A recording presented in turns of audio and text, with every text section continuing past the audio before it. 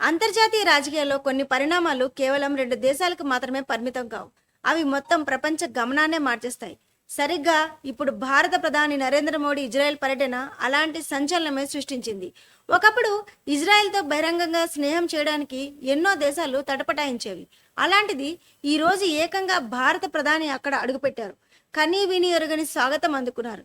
అక్కడి పార్లమెంట్లో చరిత్ర సృష్టించారు. ఇజ్రాయెల్ ప్రధాని స్వయంగా మోడీని తన సొంత సోదరుడు అని ప్రకటించారు. అసలు ఈ పర్యటనలో ఏ ఏ ఒప్పందాలు జరిగాయి? భారత్ ఇజ్రాయెల్ స్నేహం భవిష్యత్తులో ఎలా ఉండబోతుంది? ఈ కలయిక ప్రపంచ దేశాలకు ఎలాంటి సందేశం ఇస్తుంది? ఈ ప్రత్యేక కథనంలో చూద్దాం.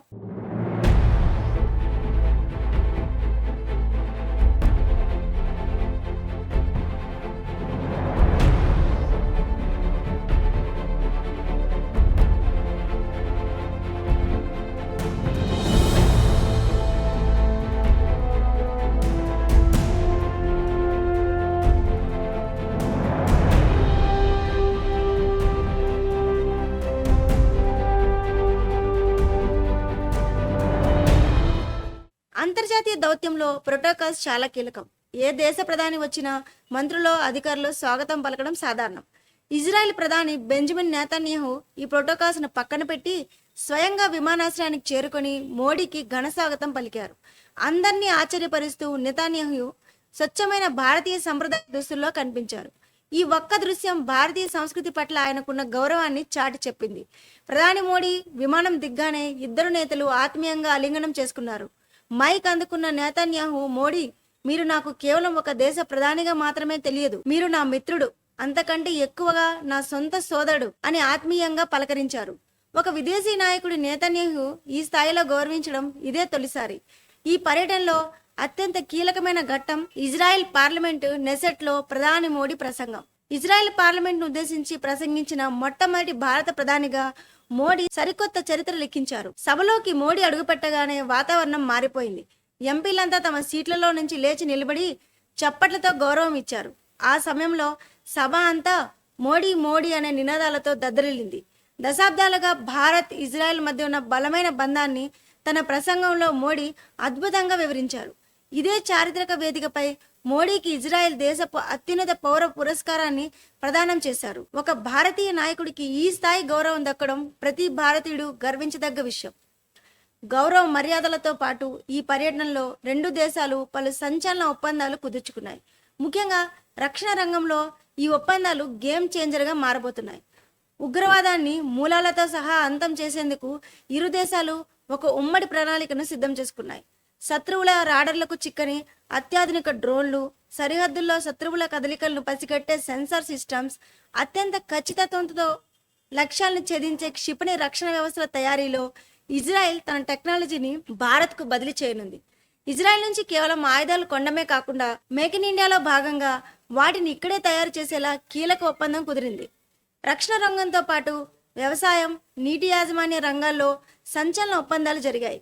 చుట్టూ ఎడారి ఉన్నప్పటికీ, నీటి ఎద్దడి ఉన్నప్పటికీ ఇజ్రాయెల్ వ్యవసాయంలో అద్భుతాలు సృష్టిస్తుంది.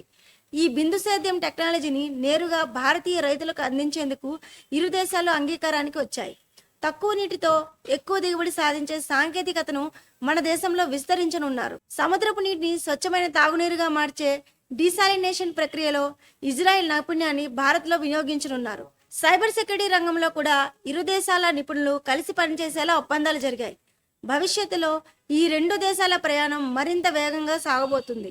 కేవలం ప్రభుత్వాల మధ్య ఒప్పందాలుగానే కాకుండా 2 దేశాల ప్రజల మధ్య సంబంధాలు పెంచేలా ప్రణాళికలు సిద్ధం చేశారు. స్టార్టప్ కంపెనీలు ప్రోత్సహించడానికి ఒక భారీ ఉమ్మడి నిధిని ఏర్పాటు చేశారు. యువతకు ఉపాధి అవకాశాలు పెంచేలా విద్యాపరమైన మార్పిడి కార్యక్రమాలు చేపట్టనున్నారు. అంతరిక్ష పరిశోధనల్లో ముఖ్యంగా ఇస్రో, ఇజ్రాయెల్ స్పేస్ ఏజెన్సీలు కలిసి సరికొత్త ఉపగ్రహాలను ప్రయోగించే దిశగా అడుగులు వేస్తున్నాయి. ఆరోగ్య రంగంలో అత్యాధునిక పరిశోధనలు, ఆర్టిఫిషియల్ ఇంటెలిజెన్స్ డెవలప్మెంట్ కోసం 2 దేశాలు ఒక రోడ్ మ్యాప్ సిద్ధం చేసుకున్నాయి. ప్రధాని మోడీ ఇజ్రాయెల్ పర్యటన కేవలం 2 దేశాల స్నేహానికే పరిమితం కాలేదు. ఇది గ్లోబల్ జియో పాలిటిక్స్లో ప్రకంపనలు సృష్టించింది. ఈ పర్యటన ద్వారా ప్రపంచ దేశాలకు 4 స్పష్టమైన సందేశాలు వెళ్ళాయి. మొదటిది, భారత్ స్వతంత్ర విదేశాంగ విధానం ఒకప్పుడు అరబ్ దేశాల ఒత్తిడితో ఇజ్రాయెల్తో బహిరంగ సంబంధాలు పెట్టుకోవడానికి భారత్ ఆలోచించేది. ఇప్పుడు కాలం మారింది. ఎవరి ఒత్తిడులకు తలగ్గకుండా తమ దేశ ప్రయోజనాలే ముఖ్యంగా భారత్ అడుగులు వేసిందని ఈ పర్యటన నిరూపించింది. అరబ్ దేశాలతో సంబంధాలు కొనసాగిస్తూనే ఇజ్రాయెల్తో బంధాన్ని శిఖరాగ్రానికి తీసుకెళ్లడం భారత దౌత్య విజయానికి నిదర్శనం. ఇక రెండవది ఉగ్రవాదంపై ఉక్కుపాదం. ఉగ్రవాదం ఏ రూపంలో ఉన్నా, ఏ దేశం నుంచి వచ్చినా సహించేది లేదని ఈ పర్యటన ద్వారా రెండు దేశాలు తేల్చి చెప్పాయి. పాకిస్తాన్ లాంటి దేశాలకు ఇది పరోక్షంగా ఒక గట్టి హెచ్చరిక. మూడవది అంతర్జాతీయ కూటముల్లో మార్పు. ఆసియాలో చైనా ప్రాబల్యాన్ని సమర్థవంతంగా ఎదుర్కోవడానికి, పశ్చిమాసియాలో స్థిరత్వం తీసుకురావడానికి భారత్ ఇజ్రాయెల్ స్నేహం ఒక బలమైన ఆయుధంగా మారుతుంది. అమెరికా, ఇజ్రాయెల్, భారత్ ఒకే మాటపై నిలబడితే అది భవిష్యత్తులో ఒక అజేయమైన శక్తిగా మారుతుందని విశ్లేషకులు భావిస్తున్నారు. ఇక నాలుగవది టెక్నాలజీలో ఆధిపత్యం. కేవలం ఇతరుల మీద ఆధారపడే దేశంగా కాకుండా టెక్నాలజీని సృష్టించే గ్లోబల్ పార్ట్నర్గా భారత్ ఎదిగిందని ప్రపంచానికి అర్థమైంది. మొత్తంగా చూసుకుంటే ప్రధాని మోడీ ఇజ్రాయెల్ పర్యటన ఒక చారిత్రక మైలురాయి. ఒకప్పుడు చాటుమాటిగా సాగిన ఈ రెండు దేశాల స్నేహం ఈ రోజు సగర్వంగా ప్రపంచం ముందు నిలబడింది. పటిష్టమైన రక్షణ, వ్యవసాయం, టెక్నాలజీ ఒప్పందాలతో భారత్ ఇజ్రాయెల్ బంధం ఒక కొత్త శకంలోకి అడుగుపెట్టింది. ఇద్దరూ అన్నదమ్ముల్లా కలిసి అడుగులేసిన ఈ దేశాల ప్రయాణం భవిష్యత్తులో ఇంకెన్ని సంచలనాలకు వేదిక కాబోతుందో వేచి చూద్దాం. ఇది ఇవాళ స్పెషల్ స్టోరీ. మరిన్ని వీడియోల కోసం మా న్యూస్ 18 తెలుగు ఛానల్ని సబ్స్క్రైబ్ చేయండి.